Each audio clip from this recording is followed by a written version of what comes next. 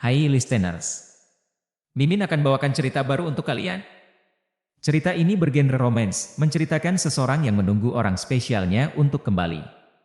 Cerita ini memiliki banyak lika-liku yang bisa bikin kalian tanpa sadar meneteskan air mata lo, hehehe. Penasaran gak? Ya udah, langsung aja kita ke ceritanya.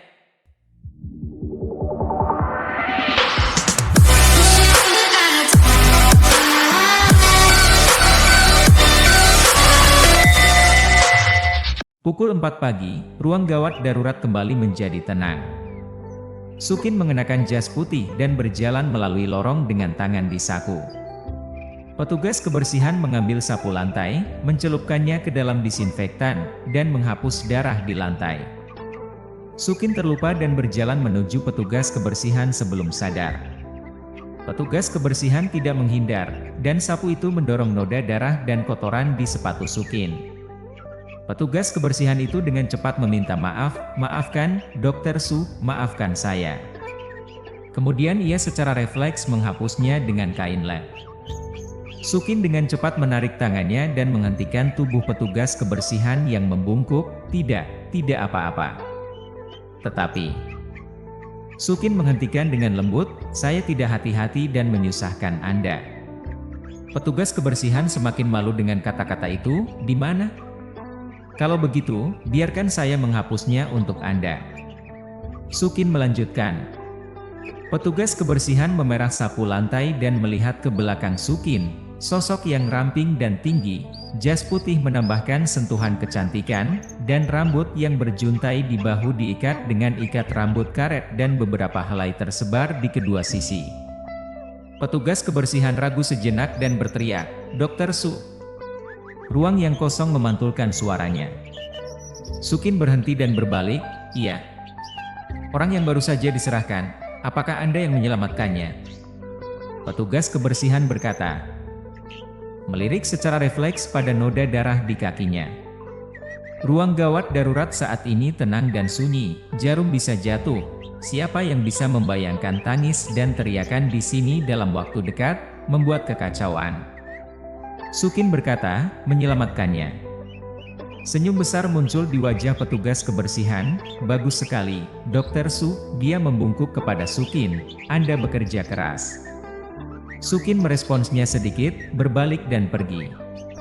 Pukul 4, itulah malam yang paling dalam. Lampu di lorong rumah sakit berwarna putih, dan udara dipenuhi dengan aroma unik antara kehidupan dan kematian, redup, pahit, dan mengendap. Sukin dengan kebiasaan menyelipkan tangannya di sakunya, berjalan melalui lorong kosong, masuk ke kantor, dan berhenti. Dia menatap sepatu kotor di kakinya dengan rasa jijik. Alisnya berkerut dan dia merasa mual. Darah kotor tampaknya meresap ke dalam bagian atas sepatunya dan masuk ke dalam tubuhnya dari bagian dalam telapak kakinya. Sukin dengan cepat duduk di kursi, melepaskan sepatunya dan melemparkannya ke tempat sampah. Kaus kaki masih bersih. Dia mengabaikannya dan melemparkannya ke bawah dan membuangnya ke tempat sampah. Lalu dia membuka laci, mengeluarkan tisu basah, dan menggosok bagian belakang kakinya dengan keras, menggosok kulitnya seperti kulit merah sebelum berhenti. Sukin meredakan dirinya, perlahan menyesuaikan napasnya, membuang tisu, membuka lemari, memakai sepatu cadangan, berbalik, dan berjalan menuju wastafel, menyalakan keran, mengambil sabun, menggosok tangan, lalu menekan sabun, menggosok tangan, dan membersihkan busa, lalu menekan sabun, menggosok tangan dan membersihkan busa, begitu seterusnya 3 kali. Sukin menyelesaikan serangkaian gerakan tersebut dengan tertib, melemparkan pandangan ke ponsel yang ada di dalam saku jas putihnya, dan melihat jam di ponsel itu pukul 4.10. Di luar sudah gelap. Ruang gawat darurat sunyi. Seolah malam ini akhirnya akan berlalu dengan aman.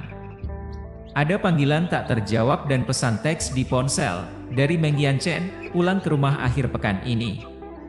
Sukin melihat matanya yang sedikit berkerut dari layar ponsel hitam. Dia telah bekerja terus-menerus selama 22 jam, dan seluruh tubuhnya mati rasa.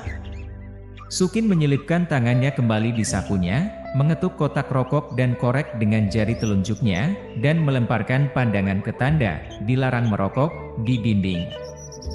Dia menatap tanda itu sejenak, melengkungkan bibirnya, dan berdiri untuk berjalan ke balkon. Sukin bersandar pada pagar dan menyalakan sebatang rokok dalam angin malam. Tengah jalan, teriakan datang dari belakang, "Dokter!" Sukin bangkit dan mematikan asap, menutup pintu balkon, dan kembali ke ruangan untuk mencuci tangannya 3 kali. Setelah menutup keran, seorang pria yang acak-acakan dengan abu dan debu masuk dengan terburu-buru, "Dokter, tolong!"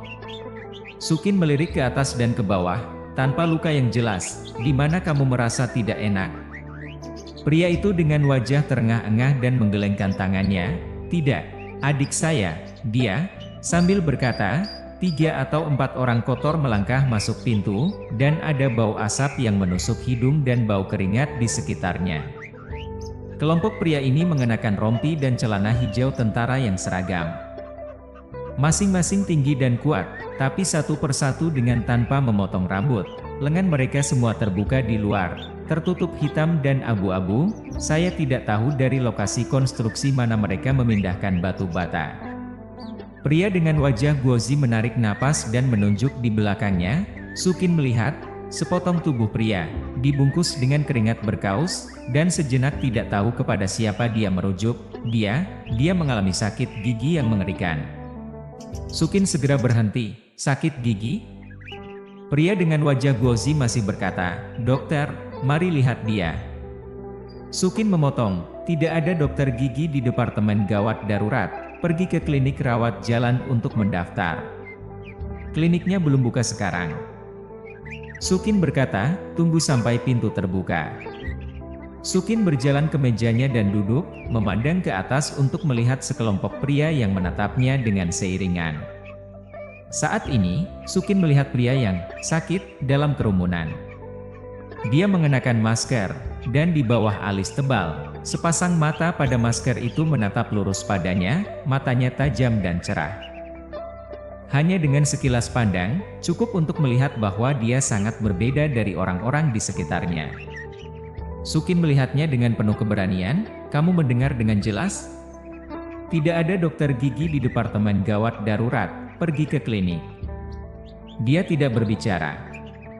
Di sisi lain, pria dengan wajah Guozi agak cemas, dan dia berkata, "Kliniknya belum buka sekarang, apa yang harus kita lakukan?" Sukin menjawab, "Tahan." "Kamu." Pria dengan wajah Guozi mengencangkan tinjunya dan menggertakkan giginya, seolah membuat konsesi besar, lalu berikanlah beberapa obat pereda nyeri. Sukin bersandar pada sandaran kursi dan menyelipkan tangannya di saku. "Saya tidak bisa mengeluarkan obat di sini." "Bagaimana mungkin tidak bisa meresepkan obat? Kamu dokter, tahu seberapa buruk sakit gigimu ini?" Sukin menjawab dengan acuh tak acuh, "Kamu tidak bisa mati." Pria dengan wajah Guozi berpikir dia sedang menantang dan meningkatkan volume. "Apa yang kamu katakan?" Sukin menatapnya, "Saya sedang sabar menghadapi rasa tidak sabarmu." Guozi marah, "Aku melihatmu, Yang Ci." Dihentikan dengan tegas, dari seorang pria yang mengenakan masker. Suara itu rendah dan menahan, dengan tekad yang luar biasa, Sukin meliriknya tanpa sadar. Itu pandangan itu lagi, mata yang gelap dan cerah, menatapnya. Dia bangkit dari kursinya dan berkata, "Saya terganggu." Pria yang mengenakan masker itu melangkah dan bertanya dengan ringan, "Jam berapa kliniknya buka?" Sukin menjawab, "Pukul 8 pagi." Pria itu berkata, "Terima kasih." Pria itu bangkit dan pergi.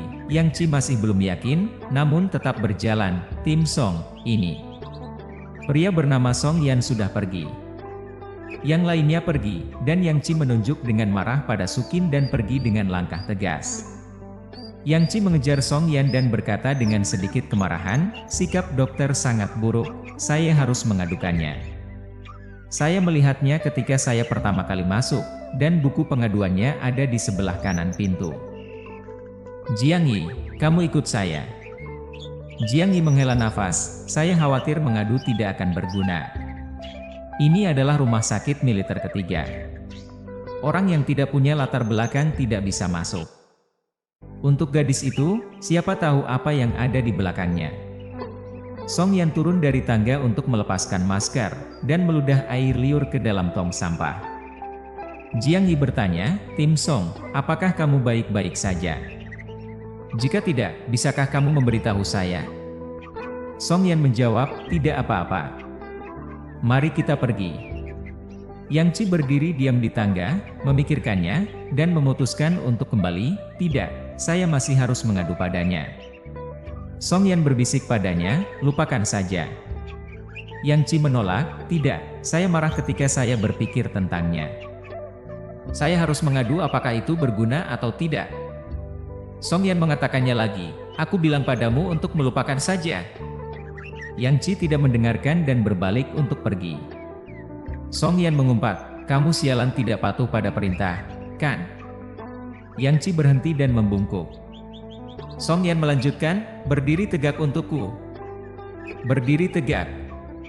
Yang Ci meluruskan dirinya. Song Yan menunjukkan dagunya ke jalan, kembali ke tim. Yang Ci berbalik lurus dan berlari turun tangga. Larut malam, jalan sepi, dan sebuah mobil pemadam kebakaran terparkir di seberang. Jiang Yi maju, mau bilang apa, Song Yan mengernyitkan kening dan menggelengkan kepalanya dengan tidak sabar. Jiang Yi berdiri tegak, memberi hormat padanya, dan berlari menjauh dengan Yang Ci. Song Yan berdiri di sana, menggosokkan wajah kotor dengan masker. Tidak sengaja menyentuh pipinya, dia mendesah dengan udara dingin, menggigit giginya kesakitan, dan meludahkan air liur. "Sialan, sakit gigi memang sangat menyebalkan." Song Yan melirik ke arah kantor Sukin, dan setelah setengah detik, dia menarik kembali pandangannya.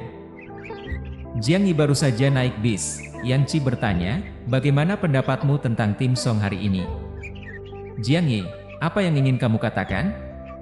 Yang Ci, "Hanya karena sifatnya, dia harus tetap seperti biasa, dia tidak punya wajah yang baik." Jiang Yi, "Pihak lain adalah seorang wanita." Yang Ci tidak setuju, sifat Tim Song tidak terlalu sopan pada wanita. "Saya kira ini adalah seorang wanita cantik." Saat dia sedang bicara, Song Yan melompat ke dalam mobil dengan tangan, dan menampar bagian belakang kepala Yang Ci. Yang Ci segera memohon ampun, "Aku diam." "Song Yan, kendarai." Mobil pemadam kebakaran berwarna merah mulai bergerak perlahan. Sepanjang jalan, lampu jalan berkilauan. Kota ini masih tidur, tapi langit sedikit bercahaya. Tangan Song Yan bersandar pada jendela, dan asap di antara jari-jarinya telah terbakar habis. Dia melirik ke belakang, dan rekan-rekan di mobil tertidur dengan muka cemberut, dan dia menghisap rokok terakhirnya dan perlahan-lahan meludah lagi. Adegan di rumah sakit muncul di depan mata.